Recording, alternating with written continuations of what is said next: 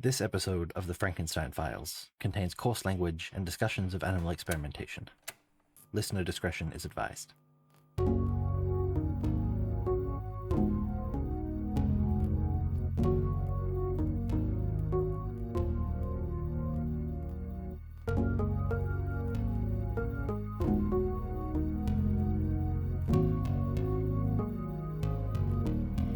Suspended between the flesh and soul, we find the gentle spark of life.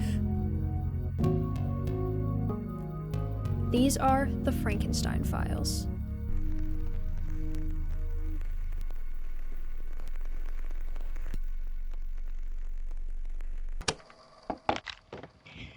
Alright, it's taken me longer than I wanted, but I have an update to record. I have plenty of notes on it, all that I've been writing for over the past few weeks, of course, but I haven't wanted to orate them as often after the last recording attempt. I don't want Christopher to have any other reason to go digging around in what I'm doing, and recording myself isn't exactly the quietest method of research. And I can't have this all blowing up now, especially considering how successful the experiments are proving to be. A definite positive of this solution being perfected, at least to an extent I believe is perfected, is that I've been able to move most of the rats out of the freezer. That was certainly something that calmed Christopher down, and I think he's content to leave me alone for a while. The current formula seems to have kept the rats entirely preserved. I think this is version 21 or something like that. I have to check my notes, but I've been able to find some fresher rat specimens from the pet store. Ones that haven't been frozen yet and are still fresh enough that decay hasn't set in to a discernible extent. I don't know why I didn't start with requesting something similar to begin with. Using these specimens has considerably lessened the impact of cell rupturing caused by freezing. The current results are really promising. I'm not entirely sure how long a preserved specimen that's been treated with the solution will last before decay sets in, but I'm sure that there's some limit to that time frame. I don't think that will matter, however, if my current testing is indicative of anything. I've been working on applying electrical stimulation to various dissected components of the preserved specimens, separated organs, limbs, etc., and it seems like, through the right implementation, almost complete and unaltered functionality could once again be introduced into a subject. If I can find the right way to implement this research, I don't think I could just prevent decay. I think I could bring something back to life, reinvigorate the dead tissue, which I know sounds impossible. It sounds outright fantastical, but given the results gathered over these last few months with rodent experiments, I don't think it's completely out of the question. It's implausible, maybe, but not impossible. Doing something like that, I mean, I could upend the very understanding of life itself. What greater legacy could there be? What greater scientific achievement? What else could anyone hope to achieve in this field? With the potential of this research, I could cement myself as a staple in the history of medicine, if not history at large. The philosophical and theistic significance of not only defeating death, but creating life. A true understanding of life and death, and a blurring of the line that separates the two. That could be me. My name in the history books. But maybe I am getting ahead of myself. The possibilities of these methods working on anything but rats is highly questionable in the first place, without further testing. And even with the rats, I haven't been able to get the brain to produce its own electrical signals to a satisfactory extent. The issue is how connected the living body is. Everything is linked together. Knitted strands of nerves and veins woven together, comprising the whole beautiful tapestry of meat and sinew that we call living flesh. That is the difficulty I found when it comes to seeing if the preserved cells can self-regulate and even heal. Even with the cells intact, they need blood flow and oxygen and brain signals to function properly. That's why things like this can't be achieved. One part dies, and the rest follows. Everything is wholly interconnected. Brain stops working, and it causes the heart to stop circulating blood. The heart stops beating and circulating blood. There isn't enough oxygen getting to the brain, so the brain stops working, and the heart stops beating, and so on and so on. Defibrillation typically relies on delivering the electrical impulse directly to the heart before the brain has run out of oxygen. It jumpstarts the muscle reflexes of the heart to reactivate and fill the gap of the brain signals, which prevents that cycle of collapse from taking hold.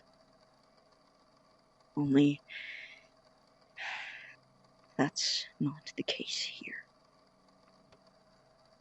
What I need to do is find a way to properly interface all aspects of the body at once. Find a way to restart all of the necessary preserved components at once.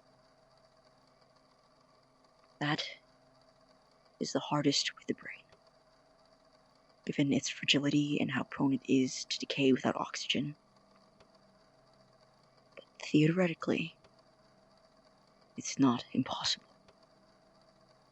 Based on all of my current tests, I don't think I could find a singular rat that meets all of the necessary criteria to test the full extent of my findings. Each one has some piece or organs or skin that are just too damaged to properly allow the rest of the body to be resurrected. But I have the individual pieces that will allow it. I could find a way to reassemble a specimen composed of only the most compatible parts and reintroduce a sort of artificial nervous system to aid in the transference of new nervous impulses. I think it could be a considerably more reliable basis for testing than trying to find a specimen that already meets all of the necessary criteria. Just might take me a while. The concept of reconnecting the individual blood vessels alone on a rat of all things at that scale is terrifying, honestly. I just have to hope I can figure it out. Or do it in such a way that it could self-regulate its healing after the initial introduction of life. Not to mention finding a way to supply the defibrillation power in a way that doesn't just fry the rat, which is an issue of its own. It's already becoming difficult to use my current system of galvanic equipment. It's too unreliable when it comes to how much electricity it's actually siphoning from the outlet, and there have been some electrical disturbances in the dorm building that I may have caused.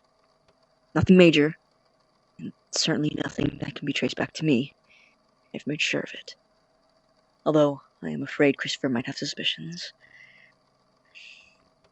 I just can't cause anything worse, anything more notable.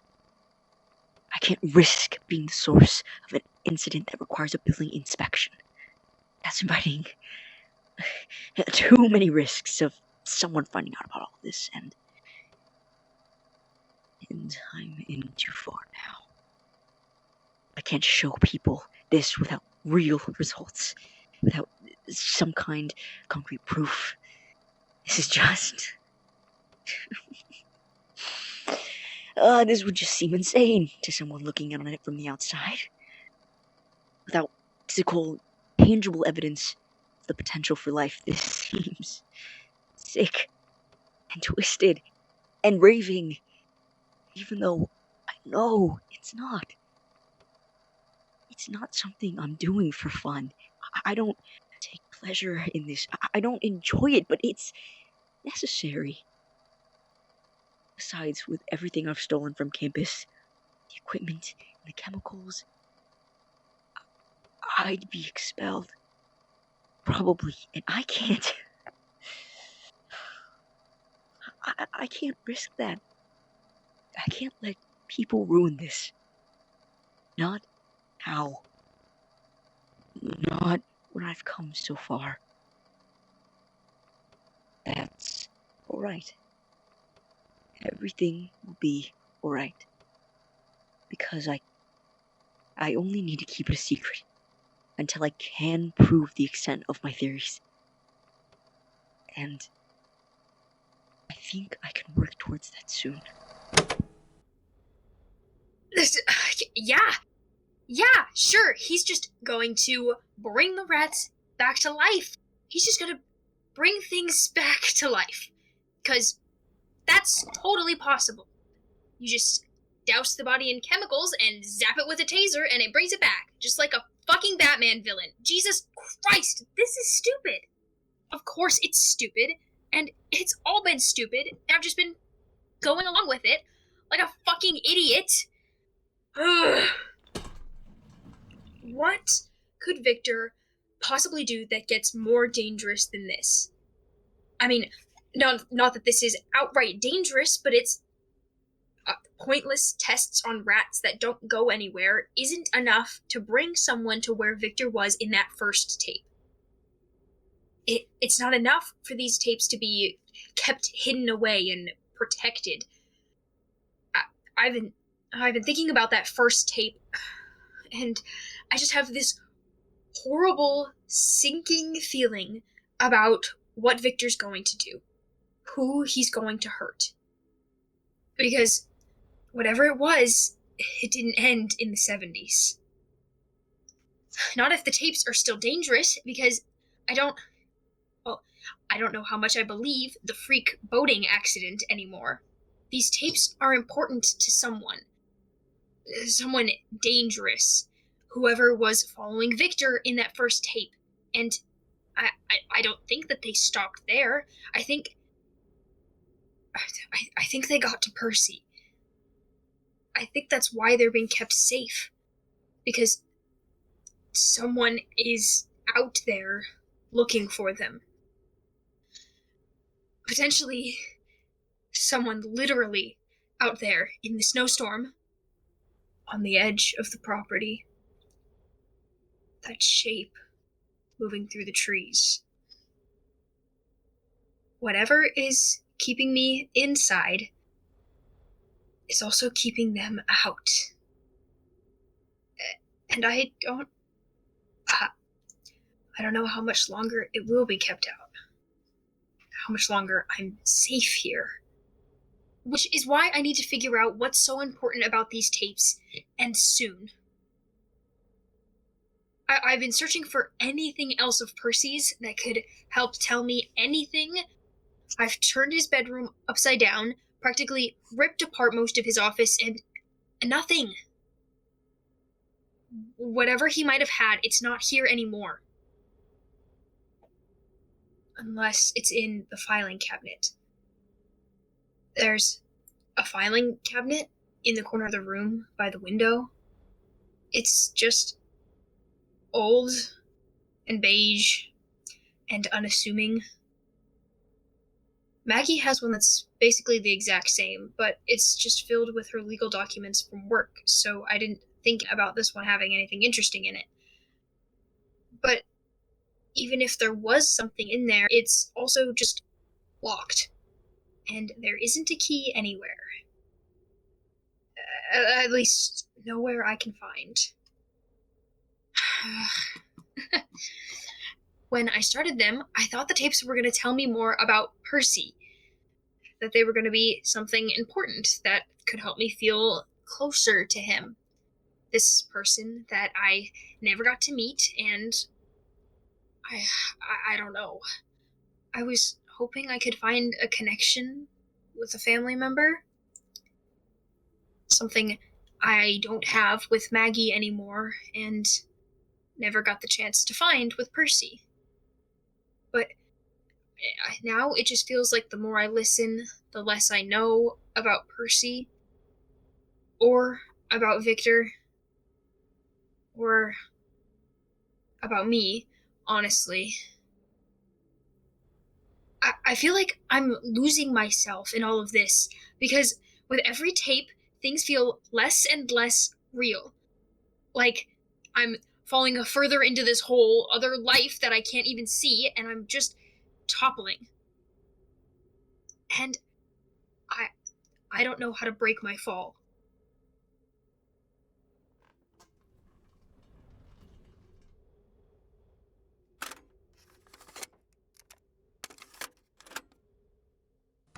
And we'll get the recorders up there. Okay, alright. Groovy. My name is Victor Frankenstein. Today is April 17th, 1970. And today I am, hopefully, about to achieve a long-standing aim of mankind, which, for so long, has been deemed impossible. Through careful chemical and biological testing, I'm going to source the spark of life which exists within the flesh of every living creature, and imbue that spark into something which was once dead. In front of me, I have assembled on the desk the finalized specimen for today's experiment. Through sourcing a variety of internal and external biological components from various deceased rats used in my testing up until this point, I've been able to construct a facsimile of a rodent body entirely devoid of decay. A specimen suspended in a permanent state of preservation.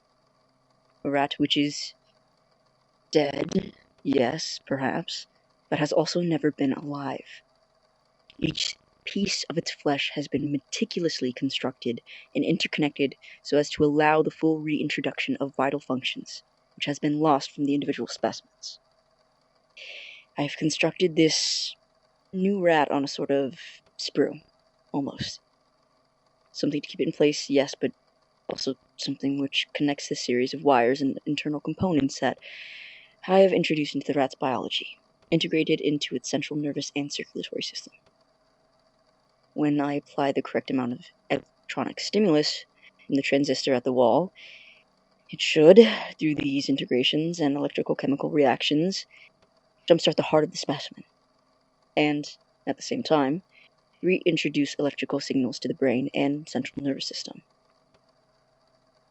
If this final trial succeeds, I will have brought this rat back to life. Or, I suppose more accurately, I will have created a rat and given it life. Imbued a wholly new being, the gift of existence. I will now switch on the transistor. Shit. Oh. Alright. Everything is alright. No fires, just minor disturbance. Continuing the experiment as planned, I will now calibrate the exact voltage required to... Victor? Are you alright? Not now, Christopher. All I need to do now is calibrate the voltage and... Victor, I can smell smoke. What the hell are you... Not now! Go away! Fuck. Right now, I just need to... Ah! Christopher! What the hell are you doing? Get out! Get out! No, this is serious, Victor. If there's a... What the fuck are you? Christopher, I can explain. Just No, I've been so nice and so forgiving this whole time about the weird attitude and the electrical issues and fucking rats, but this is... You are sick! if you just let me. I'm not letting you do anything, you sick freak! Get the fuck away from that! Christopher, you don't understand. Let go of me. Is this what you've been doing? Cutting up rats so you can fucking fry them? You psychopathic little... Now.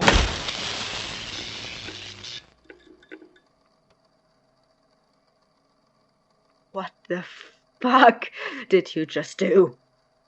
Listen, I can explain. I just. Oh, can you? You can explain your little dissection lab and the dead rat and... Victor, what was that?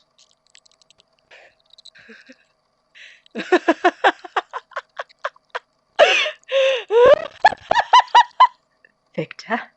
Victor, that rat was in the freezer. Victor, that rat was dead. It was. Christopher, it was. God.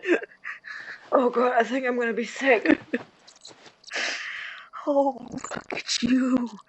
You're alive. You're so beautiful.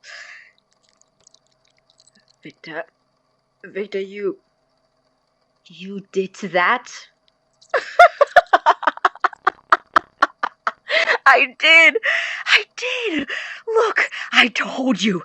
I can explain, and I did this. This is the explanation. Right here in my hands, in our dorm room. Christopher. This is the cure for death. This is the creation of life. This was completely successful. That's not... he...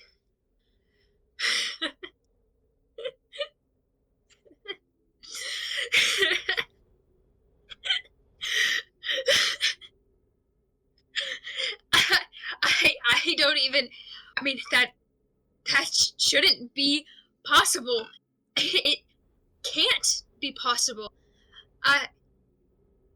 He did it. Holy shit. He did that. This isn't real. It can't be. I mean, even if it is, if this is, this whole time, that's what it was leading to, and what the fuck? I mean, no wonder it's being kept safe. I mean, why people want this information. This is big. I mean, this is huge. This is wrong. I feel lightheaded. I need water. Shit. This is so wrong. This can't be happening. I need to give these to someone else. Anyone else who can do something with this. Anyone who is not me. I mean, these need to get to someone who can make an impact. I mean, this is actual evidence of alchemy, medical miracles. I don't know really. It feels stupid to say it's paranormal, but I mean it's not normal. It's if nothing else, it's evidence of a crime, which means I need to take these to the police, right? Or do I take them to a scientist of some kind to, like, fact check them, reverse engineer Victor's work, or maybe authenticate the tapes themselves? Or Do I need to go to, like, an archivist or something for that kind of thing? Who does that sort of authentication? Alright. Okay, just breathe.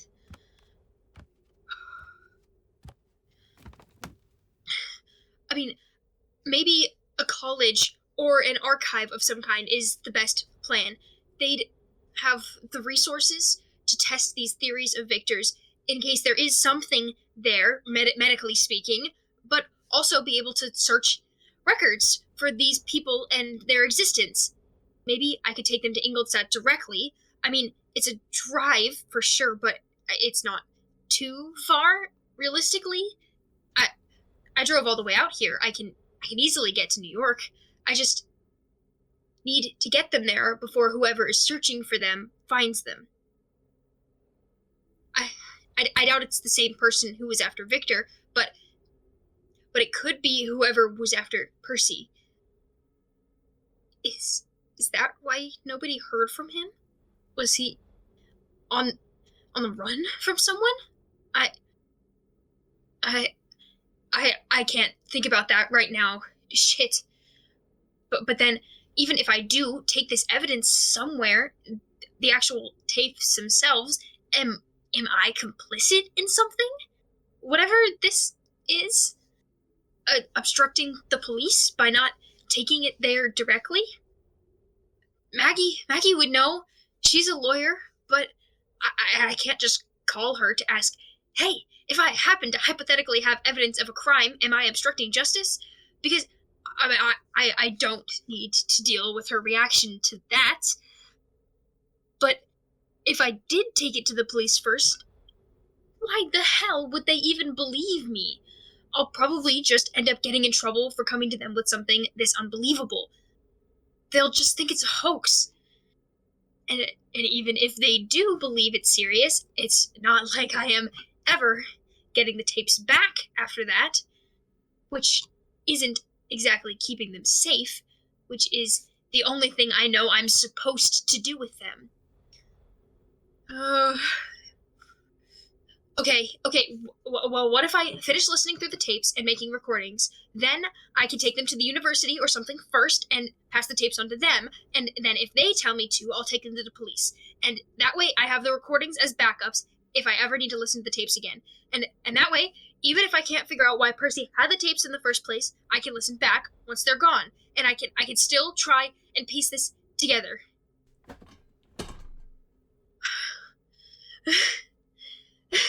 God, this would all be so much easier if I wasn't dealing with it alone. If I had anyone else to talk to about this. Maybe that's the first thing I need to do before taking it anywhere official. Get a second opinion. Find a way to get these to Maggie for legal insight, or literally anyone else. Even if I can't hand these over to authorities, I can't keep doing this alone.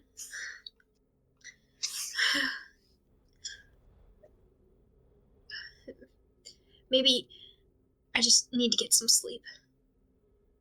If I can sleep after all of that. It's been a long day.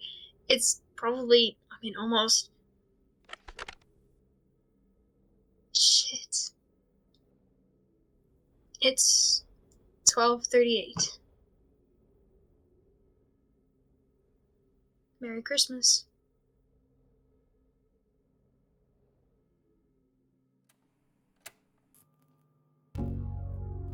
This episode of The Frankenstein Files was written, directed, and edited by Connor Wasn't Here. It starred the vocal talents of Jamphibian as Beau Walton, the Beetle Bard as Victor Frankenstein, and Hoarding Puffin as Christopher Ingram. The theme song was composed and performed by the uninformed Zennial.